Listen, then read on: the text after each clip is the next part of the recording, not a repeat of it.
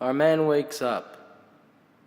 The bed was hot, the alarm clock danced before, and he was awake. Last night it was a trip alone to the movies. Tonight is too. The morning wind howled and he got up finally. The floor like sawdust, the bed like hot sheets, sweaty and shadowed. The world outside was on fire. He fumbled through his dead letters he kept in a hidden-away folder, the letters twisted and baffling.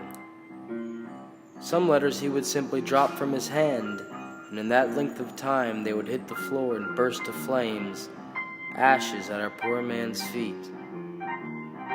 The man who parks cars outside was yelling, "Know your history and check your facts."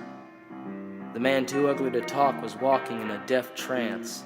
The death wind howled and looked great.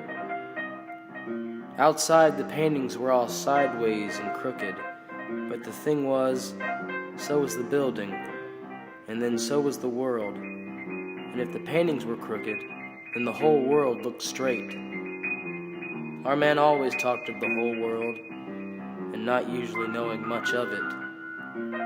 The shower warmed and the steam went everywhere. He went to the door to push some of the outside air back. He didn't want any of that business in his home or hiding places. After the shower and the cigarette, he was off into his own letter writing. He didn't have friends, so he just wrote letters to himself. It was important, he thought, these letters. He would collect the letters, send them out self-addressed, and would wait while every one of them came back. He figured if you can't travel, your words still can. Was live in Brownsville Academy. And I know as one resident put it, he said it is beyond disturbing to learn that once again children have become the victims of gun violence. There is a police officer stationed out here at the... A car honks, a man dies, a policeman turns in his badge. The sign outside the gas station is missing this morning, and Miss Habersham swears it's those damn hoodlums again. They're always at it. It's day 7 and that poor lady is starving. The morning is outside everyone's window now, and they're all demanding their breakfast.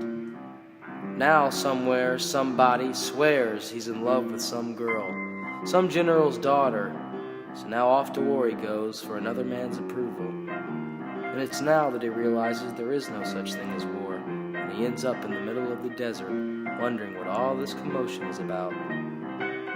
Of course, the time is right now for Bed-Stuy, so the Muslims start crowding and a police siren takes off and shines through chaotic Brooklyn morning. Red lights and staring. And on that same corner, just last night, a man was beat for his shoes. Now at the most popular corner store, candles are 50 cents, no more $1. Now 7 gunshots went off, and at that moment, we realize our poor man's confusion.